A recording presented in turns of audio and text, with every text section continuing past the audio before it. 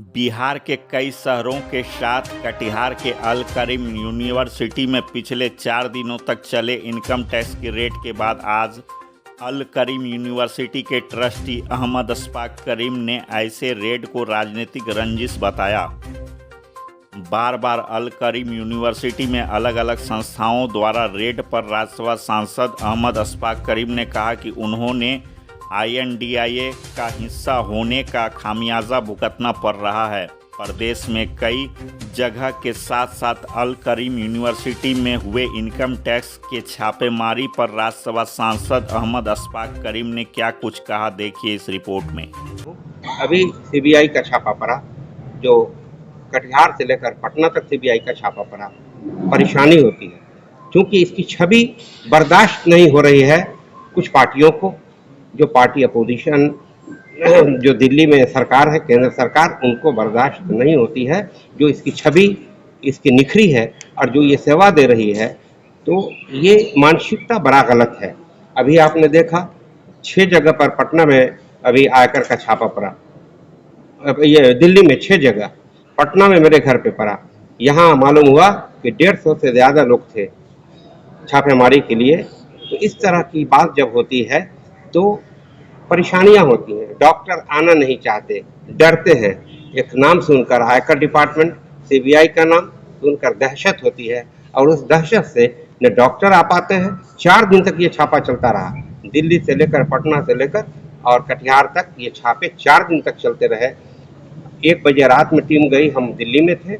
1 बजे रात में चौथे दिन कंप्लीट करने के बाद वहाँ से 1 बजे रात में टीम गई। सरकारी हमारा जो बंगला है, जो मिला हुआ है फ्लैट, उसमें चौथा दिन कंप्लीट करके 5 बजे सुबह में टीम गई। भाई ये सेवा हो रही है। और आज का जो एडमिशन है मेडिकल कॉलेज का, वो किसी प्राइवेट मेडिकल कॉलेज के हाथ में एडमिशन नहीं है। कोई डोनेशन का मामला नहीं हो सकता क्योंकि इसको चयनित करती है नीट के बाद BCEC बोर्ड, जो गवर्नमेंट की बॉडी है। 100% सीट वहाँ से आएगी, एक सीट आप नहीं ले सकते। अगर कोई वैकेंसी रह गई तो वहाँ रिपोर्ट करनी पड़ती है और वहाँ से फिर ऑनलाइन आता है। तो हालात ये है। दूसरी तरफ जब लोग ये देखता है इसकी गुणवत्ता की वजह से, इस संस्था की गुणवत्ता की वजह से इसको बहुत आगे बढ़ रहा है और एक छवि बनती जा रही है, एक निखार आता जा रहा है, तो कुछ लोग हैं इसको डाइवर्ट करते हैं। डाइवर्ट कैसे करते हैं? कहते हैं कि अरे नहीं, कॉलेज पर थोड़ी छापा मारने आया था, वो तो डॉक्टर तस्कीन को छापा मारने आया था। डॉक्टर तस्कीन के यहाँ कोई छापा नहीं पड़ा, डॉक्टर तस्कीन से कोई पूछताछ नहीं हुई। छापा पड़ा 6 जगह, हमारे आवास के अलावा जो हमसे जुड़े हुए लोग हैं उनके यहाँ छापा पड़ा और घर पर हमारे छापा पड़ा पटना में। हमारे कटिहार इस कैंपस में, अल करीम यूनिवर्सिटी कटिहार मेडिकल कॉलेज के कैंपस में ये छापा पड़ा। तो तस्कीन से जोड़ करके इसकी छवि को धूमिल करने की, कि इसकी जो गुणवत्ता की वजह से इसकी जो शोहरत आ रही है, जो जनता को हमदर्दी बन रही है, वो हमदर्दी क्यों बन रही है? इसको डाइवर्ट कर दिया जाए डॉक्टर तस्कीन का नाम लेकर के, जो बिल्कुल ही गलत है। इस तरह की बात नहीं होनी चाहिए। कुछ सोशल मीडिया में, कुछ इलेक्ट्रॉनिक मीडिया में भी ऐसी बातें चली।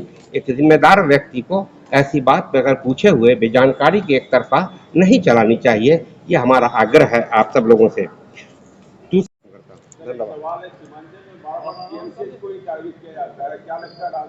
KMC को इसलिए यही मैं कहना चाह रहा था। अच्छा कि आपने सवाल कह दिया। बहुत से इंस्टीट्यूशन है यहाँ, बहुत सी संस्था है, उसके साथ कभी कुछ नहीं किया जाता। लेकिन क्या अपोजिशन में रहना, क्या मुसलमान होना, क्या जुर्म है? ये बड़ी ख़राब बात है देश के लिए। चाहे कोई किसी धर्म के लोग हों, किसी यहीं के रहने वाले हैं, यहीं अगर ये संस्था बनाया है किसी मुसलमान ने, मान लीजिए थोड़ी देर के लिए, लेकिन एक मुसलमान नहीं बना सकता। उसके साथ हमारा साथ हमारे हिंदू भाइयों ने भी शुरू से दिया है। तो ये संस्था बनी है, सिर्फ एक अशफाक करीम के बनाने से नहीं बनती है। पढ़ने वाले लोग कौन हैं, जितने भी एम्प्लॉई हैं वो कौन है? आज देखिए कितना रोजगार मिल रहा है इस संस्था से। आप एक लाइन से देखेंगे कि ज़्यादा हमारे हिंदू भाई हैं, हमारे टीचर हिंदू भाई हैं, हमारा जितना भी क्या कहते हैं एम्प्लॉई है, नॉन टीचिंग स्टाफ, सब हिंदू भाई है। लेकिन क्या बनाना अगर अशफाक करीम ने बनाया तो सबके लिए बनाया है, सबके उत्थान हो। लेकिन ये बात सही सवाल आपने उठाया कि आपके साथ ही क्यों होता है। इसलिए यही दुर्भाग्यपूर्ण है। ये सोच की गिरावट है, ये सोच की नीचता है कि मुसलमान हो या धर्म कोई ऐसे अकलियत वाला हो, उसके ही प्रति ऐसा होता है, ये हमारे लिए बड़ा दुखद है। कुछ भी नहीं ले गया, उसका प्रिंट निकाल करके, मोबाइल का प्रिंट निकाल करके वो ले गए और कुछ दस्तावेज का फोटो स्टेट ले गए होंगे। तो मैं तो यहाँ नहीं था, लेकिन वही कुछ दस्तावेज का फोटो स्टेट ले गए और इसका प्रिंट निकाल करके ले गए। मोबाइल वापस कर दिया, लैपटॉप वापस कर दिया, कुछ मिला नहीं। कहा क्या मिलेगा, क्या मिलेगा, कहीं कुछ नहीं मिला। ऐसा 2-4 लाख रुपया मेरे पास था, वहाँ ले लिया, जबकि मैंने उनको दिखाया कि आप देख लो, ये बैंक से मैंने निकाला है अभी। देखा, उसके बाद भी लगभग 6 या 7 लाख रुपया वो ले गए।